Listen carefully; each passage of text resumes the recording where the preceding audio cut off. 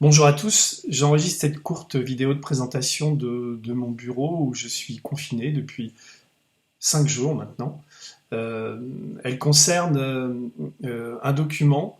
Ce document, c'est la restitution d'une call conférence entre des spécialistes, des épidémiologistes, qui forment du personnel hospitalier. Ce personnel hospitalier, principalement des infirmiers et des infirmières, devront soigner des malades du coronavirus.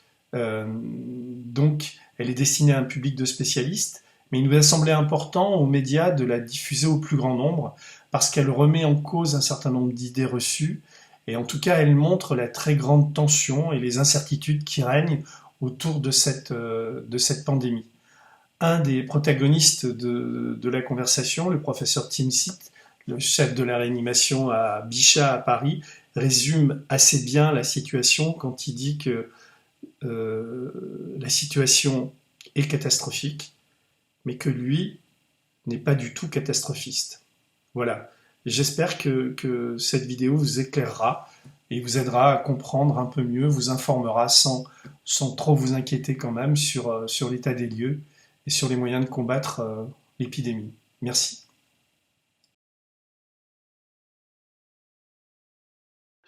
Bon, bonjour, Jean-François Timsit, bienvenue sur ce webinaire SRLF sur le Covid-19. Je vais vous montrer en une petite dizaine de minutes quelques points épidémiologiques, cliniques et thérapeutiques qui peuvent aider au quotidien. Et puis, je laisserai la parole on va discuter ensuite, et puis je laisserai la parole à Ferhat Mediani, puis on pourra discuter pas mal de temps à la fin. Donc voilà quelques points très rapides concernant le Covid-19 à l'heure actuelle, où vous en entendez beaucoup parler, donc on va peut-être pas forcément faire de l'épidémiologie très détaillée, parce que les journalistes en font toute la journée. Ce qu'on peut dire sur l'épidémie chinoise, c'est que manifestement, c'est une maladie qui est extrêmement différente en fonction de l'âge. Et vous voyez que les taux de mortalité tels qu'ils étaient mis sur l'épidémie de Wuhan, avec 44 000 cas, et tels qu'ils sont mis maintenant à droite, avec l'ensemble de l'épidémie chinoise, montrent une augmentation de la mortalité liée à l'âge qui est absolument considérable. Autant c'est une maladie extrêmement bénigne jusqu'à 30, 40 ans, autant à partir de 50, voire 60, 70, on a des taux de décès qui sont relativement élevés, aux alentours de 30%. Et donc un certain nombre de formes graves qui sont problématiques. Grosso modo, pour ce qui est des formes symptomatiques, on a 4 cas sur 5 qui vont être peu sévères, avec essentiellement un rhume, voire des signes respiratoires, mais relativement discrets, une toux relativement incoercible. Des formes sévères avec environ 20% des cas, 15% vont rester en salle avec un petit peu d'oxygène, 5% vont avoir besoin de soins intensifs, et on arrive à des chiffres globaux de mortalité qui sont aux alentours de 2-2,5% en globalité. Mais vous voyez que les populations âgées, ce qui probablement explique l'épidémie italienne, sont particulièrement à risque de décéder. Le R0 est très discuté dans la littérature. Manifestement, il est en moyenne aux alentours de R2 2,7. Le R0, ça veut dire le nombre de cas qui sont transmis par un malade à d'autres personnes. Pour bien entendu d'autres maladies infectieuses, il peut être beaucoup plus important. Celui-là, il est 2 fois plus élevé que celui de la grippe, environ 3 fois plus élevé que celui de la grippe environ. Il est assez stable. Manifestement, un certain nombre de malades sont des malades qui ont des charges virales très importantes et qui diffusent beaucoup. Et on a tous vu, ou on va voir, tous des clusters de familles.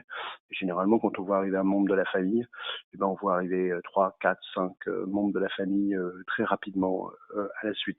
Donc probablement un certain nombre de gens qu'on appelle des super spreaders, ce qui est tout à fait discutable comme terme, qui diffusent le virus de façon assez rapide. Alors voilà, l'épidémiologie, vous l'avez tous à la télé en permanence, donc il n'y a pas grand-chose de plus à dire. Vous connaissez l'épidémiologie française, grosso modo 1800 cas qui sont déclarés, probablement un tout petit retard des journalistes, mais qui n'est pas très important. Vous voyez que on suit la courbe épidémique, qui n'est pas une courbe épidémique très sympathique, qui est une courbe d'évolution exponentielle, qui est exactement la même que celle qu'on voit en Italie, qui est vous voyez, dans d'autres pays, on n'est pas meilleur ou moins bon que d'autres. Vous voyez, par exemple, je vous ai mis la Suisse ici. Vous voyez qu'ils commencent à démarrer, ils ont démarré environ une semaine après nous, et ils démarrent en montant de façon importante. Ce qui est intéressant à voir, c'est la comparaison avec. Alors, je vais essayer de pousser ça pour que vous voyez bien. C'est la comparaison avec. Avec la Corée du Sud, où vous voyez qu'ils ont eu une stratégie qui était tout à fait différente de celle de l'ensemble des pays, c'est-à-dire c'était d'abord un cluster initial qui était une secte, où il y a eu 4 ou 5 000 personnes qui priaient l'un à côté de l'autre à 10 centimètres de distance en chantant pendant 2 heures.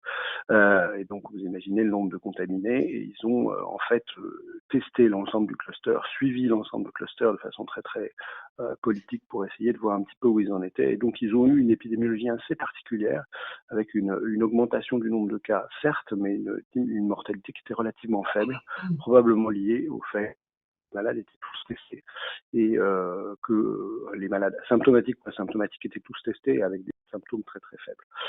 Je vous ai mis la figure en bas à droite pour vous dire que la population, mon fils était en Corée du Sud il y a encore une semaine, je l'ai fait rapatrier, je ne sais pas si c'était une bonne idée. Tout le monde est extrêmement vigilant et relativement paranoïaque autour du virus, et donc la population se balade en masque en permanence, et c'est pas du tout ce qui se voit dans les pays latins à l'heure actuelle, et probablement ça contribue au fait qu'ils aient stabilisé la courbe épidémiologique avec une pente qui est beaucoup moins forte à l'heure actuelle. Alors je ne sais pas dans quel sens elle va aller, mais elle a l'air de s'aplatir très fort et assez vite finalement, puisqu'ils ont grosso modo commencé à entendre parler de ça 3 semaines avant nous, à peu près. La courbe épidémique que vous connaissez en Chine, qu'on a tous vu, est assez particulière, parce que vous voyez le pic épidémique a été atteint fin janvier. Alors ils ont arrêté de prélever les malades, donc ils ont fait un diagnostic sur des signes radiologiques et des signes respiratoires. Probablement ça a dû un petit peu changer les chiffres, mais on voit bien un aplatissement de la courbe. Alors je ne sais pas si elle est effectivement en descente telle que ça apparaît dans leurs chiffres, ou si elle est plate et elle va durer un certain nombre de mois. On le saura un petit peu plus tard. La proportion de malades asymptomatiques est très difficile à estimer. Au début, elle était considérée comme étant de 4 cas sur 5. Dans la seule estimation dont on dispose sur une ambiance fermée, qui est celle du bateau Diamond Princess, le nombre d'asymptomatiques est de 34%. À pondérer quand même, parce qu'il y avait une population qui est relativement âgée dans ce bateau, donc on peut imaginer que la proportion de patients symptomatiques est plus importante que dans la population générale. Et à mon avis, on doit être probablement plus élevé que ça. La question qui se pose, c'est est-ce que ces malades sont colonisants et contaminants? Il y a eu beaucoup de fake news au début sur le fait qu'il y avait une contamination importante. Manifestement, les malades très asymptomatiques ont une propension à contaminer qui est relativement faible. Les malades paucisymptomatiques, par contre, peuvent être des gros excréteurs de virus. Voilà les datas d'hier soir sur les clusters français. Vous voyez qu'il y a un certain nombre de clusters, en particulier ceux que vous connaissez, Haute-Savoie, Haut-Rhin, l'Oise, la région parisienne maintenant, le Morbihan. Puis on entend parler d'un certain nombre de clusters, et je vous ai mis à gauche les zones de défense avec les ESR de type 1, où il y a bien entendu dans toutes les zones de défense des établissements de santé qui sont dédiés à ce type de risque biologique et épidémiologique. Et il y a un certain nombre d'établissements, en l'occurrence deux à Claude Bernard, à la Salpêtrière pour les adultes, un à Necker et un aux armées à Bégin, à Paris, et puis Lille, dans Strasbourg, Lyon, Marseille, Bordeaux, Rennes et Rouen pour le reste de la France. Voilà la carte d'hier soir mondiale. Bon, ça monte à toute vitesse, vous l'avez tous vu, cette carte va aller assez vite. Juste pour vous dire qu'on est tous en train d'avoir une augmentation considérable de cas sur les pays d'Europe et d'Europe de l'Ouest, avec à peu près les mêmes courbes dans chaque cas. Les US sont un tout petit peu en retard sur nous, mais sont en train de commencer à monter assez vite, avec une population relativement âgée, et là aussi des taux de mortalité qui sont relativement élevés. Est-ce qu'il y a une saisonnalité? Est-ce qu'on peut attendre? Est-ce qu'on peut imaginer que ça va diminuer et que les choses vont se calmer avec l'arrivée du printemps ou de l'été? C'est pas du tout sûr. Quand on regarde le MERS Corona, par exemple, manifestement après avoir eu une épidémiologie qui était complètement plate, sans saisonnalité. Le virus a évolué vers une saisonnalité vers l'été, et il y a plutôt plus de cas si c'est l'été, s'il y a du soleil et s'il y a de l'humidité. Donc à voir dans l'avenir, mais on peut pas dire on va sortir, on va voir les beaux jours, c'est comme une grippe, ça va s'arrêter, ça on n'en sait rien du tout. Voilà ce qu'on imagine d'une courbe épidémiologique. Alors au début, on essaye de freiner l'entrée du virus dans un territoire. On a tous vu les gouvernements faire ça l'un après l'autre. Ensuite, on essaye de freiner la propagation. Et ensuite, on est en pleine période épidémique. À mon avis, on est entre la phase 2 et la phase 3. Donc, on démarre à peine la phase 3. Et donc, on s'attend à une catastrophe sanitaire. Et donc, à avoir un boulot absolument délirant, beaucoup de morts, beaucoup de pleurs et de larmes, et ça va être très très compliqué, sans faire de catastrophisme particulier, je pense. Donc le propre de ce début de phase 3, et pour nous, ce qui est très important en tant que professionnels de santé, c'est que généralement on n'arrive pas à contraindre l'épidémie, elle va avoir lieu, mais ce qu'on sait faire, ou ce qu'on peut faire, en améliorant la prévention, c'est étaler la période épidémique, et de ne pas avoir des pics très élevés, mais par contre des durées d'épidémie qui peuvent être relativement plus longues et donc plus étalées, donc plus supportables pour un système de santé. On s'attend de toute façon à au moins 4 ou 5 mois de pic épidémique, et on est à peine au tout début de l'histoire, à mon avis, et à la vie de tout le monde d'ailleurs. Alors, qu'est-ce qu'il faut savoir sur le virus très vite? Alors, il y a des choses toutes simples qu'il faut retenir. C'est que l'incubation, c'est entre 2 et 14 jours. Alors, vous avez ce schéma qu'a fait Xavier Lescure, qui est assez simple, qui se retient assez vite. 14 jours de délai d'incubation maximum. 14 jours de durée de contagiosité. Ça, c'est des choses qui sont importantes pour savoir ce que vous allez faire des malades, ce qu'on va pouvoir faire si on veut pour l'éviction des patients. Alors, probablement les nôtres ont l'air d'excréter plus longtemps, et je vous montrerai un peu les chiffres. La durée d'infectiosité sur une paillasse du virus est de quelques minutes à 4 heures. Et donc, si le virus est dans l'environnement, il reste vivant pendant environ 4 heures. C'est aussi la durée d'efficacité des masques FFP2. Et donc, avec ces 14 et 4 jours, vous avez grosso modo tout ce qu'il faut savoir sur la prophylaxie et la limitation de la contagiosité. Alors, ce que je vous ai pas dit, mais ce que vous avez certainement entendu, c'est que c'est très probablement une maladie qui se transmet essentiellement par les gouttelettes. Il y a des gouttelettes qui peuvent contenir du virus qui sont parfois très très petites, jusqu'à 0,18 microns, pour lesquelles il faut donc des masques plutôt particuliers de type FFP2 qui sont suffisants, et c'est pas la peine d'aller jusqu'au FFP3, ça ne sert à rien. Le masque chirurgical, par contre, protège pour l'essentiel de la contamination, et on considère que le masque chirurgical sur un malade, en particulier, qui lui a au départ des gouttelettes qui sont relativement importantes, va protéger à 99,9, en tout cas va diminuer considérablement le passage des virus dans l'environnement. Donc une des possibilités est de masquer les malades pour essayer de diminuer la contamination au départ, mais on va reparler. Alors les caractéristiques des malades, les voilà grosso modo sur l'épidémie chinoise. Vous voyez que grosso modo 20% des malades vont passer en réa. C'est plutôt les malades sévères, plutôt des hommes.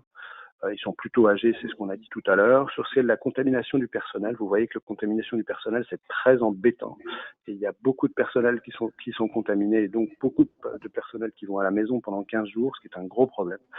Par contre, la gravité est plutôt moins importante chez les patients, chez le personnel, où il y a relativement peu de cas graves, vous voyez, dans la cellule.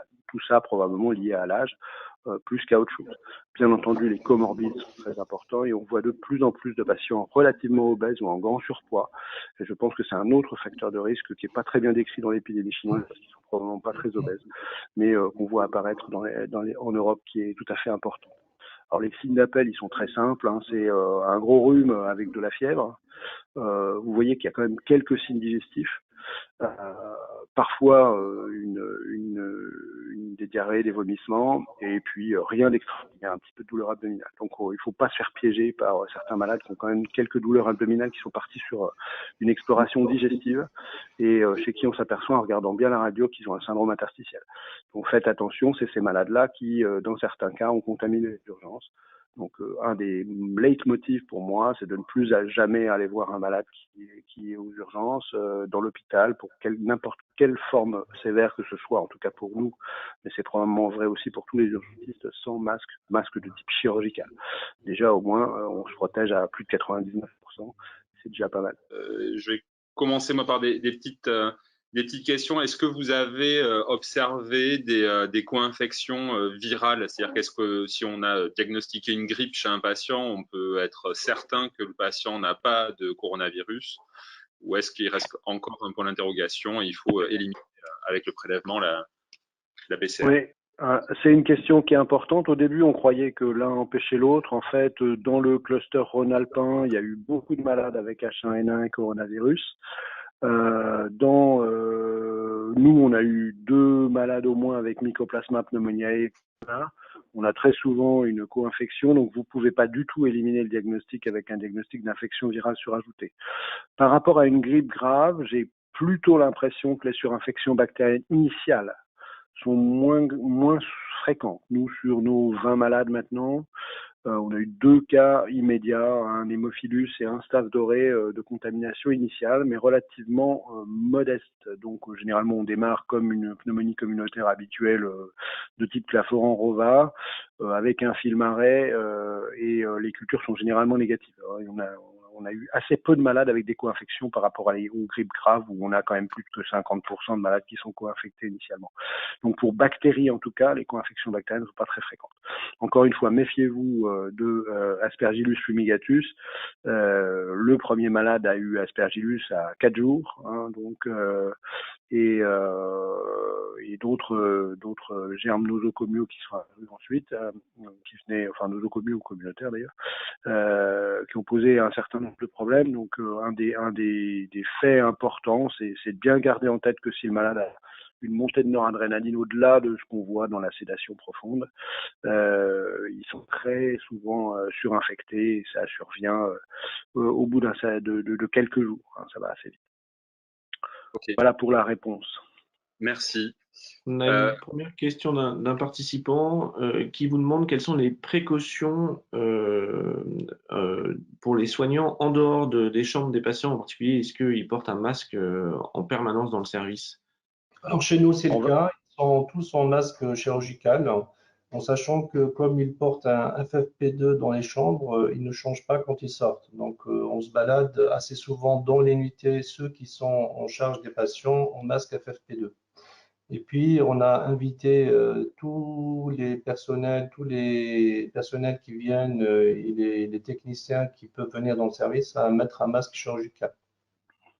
Alors pour donner quelques éléments supplémentaires, effectivement, nous, on met des masques chirurgicaux pour aller voir l'ensemble des malades. On commence à mettre des masques chirurgicaux pour faire le staff, de façon à essayer de limiter la contamination croisée entre soignants. Bien entendu des masques chirurgicaux pour aller voir l'ensemble des malades dans l'hôpital, dans les couloirs, masques chirurgicaux. Pour ce qui est des masques FFP2, il faut savoir qu'effectivement, bon, d'une part, ça coûte très cher et en pratique, c'est très compliqué de les changer toutes les 5 minutes. Mais il faut savoir que c'est des vrais filtres à particules et que très probablement, on le sait d'ailleurs, hein, pour les particules virales, il y a dans le filtre qui va se former au fur et à mesure une quantité de virus qui est loin d'être négligeable. Donc c'est compliqué de savoir s'il faut garder les FFP2 entre les différents malades. Nous, ce qu'on fait, c'est que quand on fait les tours, que les infirmières font 10 malades de suite, elles gardent leur FFP2, mais ensuite on leur recommande de l'enlever. Il y a d'autres qui mettent le masque FFP2 et un masque chirurgical par-dessus. Je suis pas sûr qu'on diminue pas l'efficacité du FFP2 en faisant ça. Donc chacun a sa façon de faire les choses. Il n'y a pas de recommandation très claire à l'heure actuelle. Le problème, c'est que on va faire face très probablement. Vous savez que les stocks de masques sont maintenant régulés par le gouvernement, hein, donc plus ils ont pris la main sur l'ensemble des stocks de masques et l'ensemble de la production des masques en France. On s'attend à une crise sanitaire absolument majeure et à être tous dans le rouge dans 2 semaines. Donc c'est pas quelque chose qui va nous épargner et qui va vous épargner. C'est très probablement, alors moi je discutais avec les Italiens hier, et en fait au fur et à mesure des jours, vous n'arrivez plus à vous dire ah ce malade-là a un coronavirus, vous allez arriver à vous dire ah ce malade-là ne l'a pas. Donc en fait c'est tout l'hôpital qui est coronavirus plus, c'est pas un malade. Donc les stratégies de fonctionnement du service doivent changer, les stratégies de géographie et de positionnement des malades doivent changer. À mon avis, il est assez logique de c'est-à-dire des unités géographiques coronavirus et des unités non coronavirus, et de faire bouger les docteurs, plutôt que de garder des morceaux de coronavirus dans chaque service. Ça me paraît plus intelligent et plus logique. Mais par contre, on a effectivement déjà commencé à bien sûr, comme Ferrat, doubler les gardes, impliquer nos collègues anesthésistes réanimateurs. On arrête de jouer là. On n'est pas du tout dans une stratégie où on peut, je pense qu'on rentre dans une médecine de catastrophe là, donc on est très clair. Je suis pas catastrophiste. Hein. Là, il y a eu déjà cellule de crise hier soir. On a arrêté toute la programmation de l'ensemble des malades. On a complètement transformé la salle de réveil en salle de réanimation. Moi, j'ai étendu mon service de 20 à 26 cette nuit, 32 possibles, puis 38. L'ensemble de la réachir a basculé sur une salle de réveil qui a été complètement condamnée, et la SSPI se fait des blocs opératoires en limitant, enfin on a complètement annulé l'ensemble du programme programmé, sauf la chirurgie oncologique et la chirurgie cardiaque de pontage. C'est tout ce qui reste. Et ça va nous tomber dessus l'un derrière l'autre, tous. Donc la dernière chose que je voulais rajouter, c'est que la communication avec les équipes de soins est très importante. La participation de l'équipe d'hygiène est fondamentale. Il faut que vous ayez des bonnes relations avec eux. Avec le service de maladies infectieuses est fondamentale, et très vite avec vos collègues. Au début, ils se sentent complètement exclus du problème. Ils se disent ouais, ils nous emmerdent avec leurs trucs. Et ça va pas durer, et il va falloir communiquer avec eux, leur apprendre ce que c'est cette maladie. Ils vont devoir mettre la main à la pâte. Ils vont pas rester à l'extérieur. Je crois franchement qu'on ne fait pas de catastrophisme. Une première question sur le moment où on peut lever l'isolement, et puis une question en lien, est-ce qu'on peut se réinfecter au coronavirus? Pour lever d'isolement, plus les malades sont graves et plus ils excrètent. Donc probablement au moins 14 jours, et ce qui était recommandé pour l'instant, c'était 14 jours de RT-PCR négatif. Ça c'est la première, c'est relativement, enfin 2 PCR à 7 jours d'intervalle. Ça fait pas tout à fait 14 jours de PCR négatif. Donc c'est assez long. On ne sait pas encore si ces virus sont vivants ou morts. Donc on va apprendre ça dans quelques jours, je pense. La deuxième question, c'était ? Est-ce qu'on peut se réinfecter? Alors oui, il semblerait qu'en Chine, il y a eu un certain nombre de cas de réinfection. Alors, on ne sait pas s'ils sont partis trop tôt et qu'ils sont finalement eu une récurrence, mais toujours est-il que les virus qui ont été isolés étaient génétiquement un peu différents. Il n'est pas du tout sûr qu'on ait une protection complète. Donc c'est peut-être un peu comme la grippe, on est complètement naïf au début, on a une protection partielle et probablement une réinfection possible l'année d'après, donc ça doit marcher à peu près pareil. Mais oui, réinfection possible. On a pas mal de questions toujours sur les précautions contact et hygiène. On a des questions, est-ce qu'il faut utiliser une tenue à usage unique, donc jetable? Est-ce qu'il faut porter des gants? Non seulement il faut que ça soit à usage unique, mais il faut qu'elle soit imperméable, notamment quand on prend en charge et quand on est au contact du patient.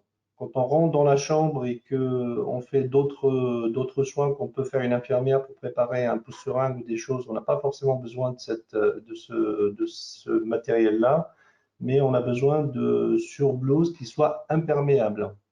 Et les gants, c'est impératif. Et le déshabillage dans la chambre et la sortie de la chambre est très important parce que les procédures veulent qu'on essaie d'éviter de toucher avec des objets souillés les planches pour rentrer et sortir de la chambre.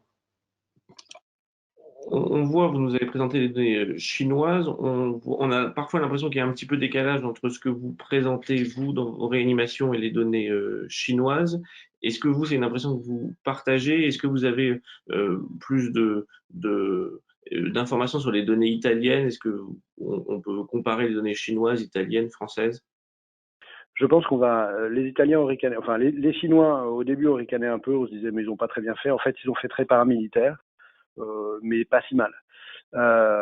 Les Italiens, ils ont une mortalité importante. Ils étaient complètement dépassés par les événements au début, avec beaucoup de contamination du personnel et probablement une contamination nosocomiale qui était loin d'être négligeable. Et ils ont une mortalité élevée parce que les malades sont plus vieux qu'en Chine, et avec une casse assez effroyable. Ce qu'on voit, c'est que c'est des ARDS qui sont assez longs. Hein. C'est des malades qui sont, comme on a pris, comme Ferrat, des malades entre 30 et 70 ans. C'est des malades qui sont des malades qu'on va garder très longtemps. Pour l'instant, on n'a extubé personne. pour l'instant, les morts n'ont été que des limitations thérapeutiques sur des vieilles personnes qu'on a décidé de ne pas ventiler invasivement. Donc on est parti pour des semaines et c'est très très embolisant. Donc il y a et malheureusement, ce qu'on voit, c'est que les formes sur lesquelles on aurait de l'oxygène et on se dit bah ouais ça va passer, on va les sortir, bah nous au bout de 3 jours ils s'aggravent et on les ventile.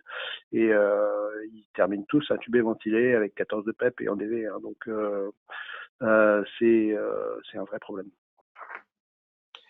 Et vous avez pour l'instant des patients qui ont présenté un SDRA et qui ont été extubés et qui sont guéris? On a eu Un seul à pour Strasbourg. l'instant aucun malade intubé qui a été extubé et guéri. Le malade que je vous ai montré tout à l'heure est un malade qui est allé jusqu'à un optiflow important. Il a 30 balais, il est très monodéfaillant et il est passé à travers. Mais les autres malades, pour l'instant, on a eu une autre malade chinois qui est mort et puis 2 fins de vie, enfin des gens de plus de 80 ans qu'on a décidé de pas ventiler qui sont décédés. Nous, on a constaté une évolution favorable, je dirais pas guérison, une jeune patiente qu'on a extubée et qui est partie dans le service de maladies infectieuses.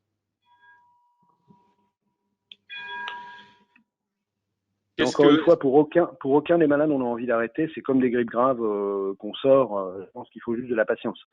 Mais la question, c'est comment on fait pour, avec de la patience, arriver à gérer une crise comme ça. Hein. Il faut bien que vous imaginiez que on a un téléphone RED, bien sûr, qui sonne toutes les 10 minutes, à la fois pour donner des conseils aux copains et aux médecins traitants et à tous les anglais, aux familles et à prendre des malades, et qu'on sature le système à une vitesse extraordinaire. Donc on va tous être touchés très très vite, il n'y a pas de problème.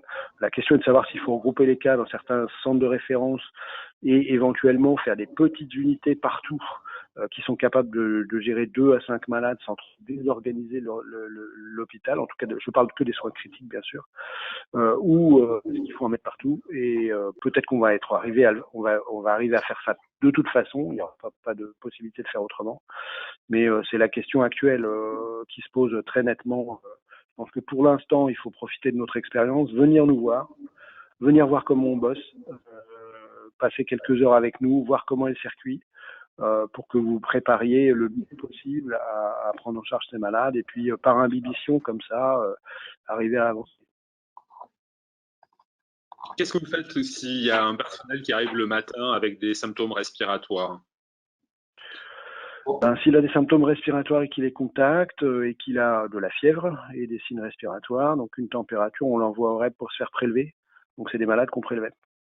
Et ils sont en éviction tant qu'on n'a pas le résultat. On fait à l'heure actuelle 4 runs par jour, ce qui prend 5 heures par run. Et donc on a grosso modo 200 tests disponibles à Bichard. Il y a des tests rapides qui se mettent en place. Il y a une machine qui est en cours de test et qui fonctionne bien, qui est un point of care, qui marche en 1h15. Mais pour l'instant, c'est malade par malade, donc qui est assez long. Il faut mettre plein de machines et qui pourrait être très probablement, très rapidement utilisé un peu partout. Mais bien sûr, éviction tant que vous n'avez pas le résultat. Et si négatif, on les reprend. On prélève pas les malades asymptomatiques ni les personnels asymptomatiques. Grosso modo, pour le personnel, faut être assez rassurant, quoi. Je veux dire, c'est un rhume, quoi. Hein.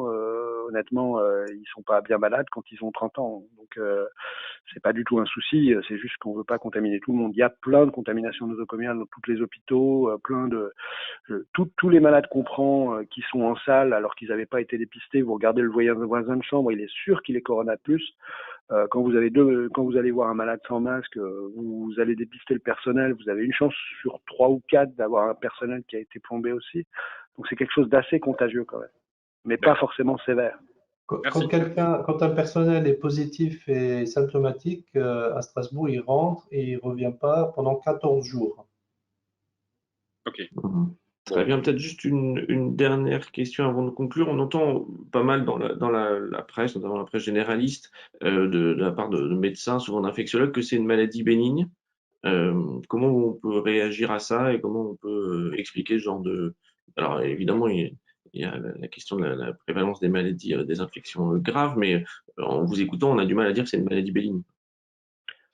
Je pense qu'il y a 80% de formes asymptomatiques ou post-symptomatiques, 15% qu'on va pas voir, qui vont avoir un peu d'oxygène et qui vont partir tout de suite, donc il en reste plus que 5%. Donc nous, on va pas voir plus que 4 ou 5%, donc effectivement, c'est une maladie bénigne.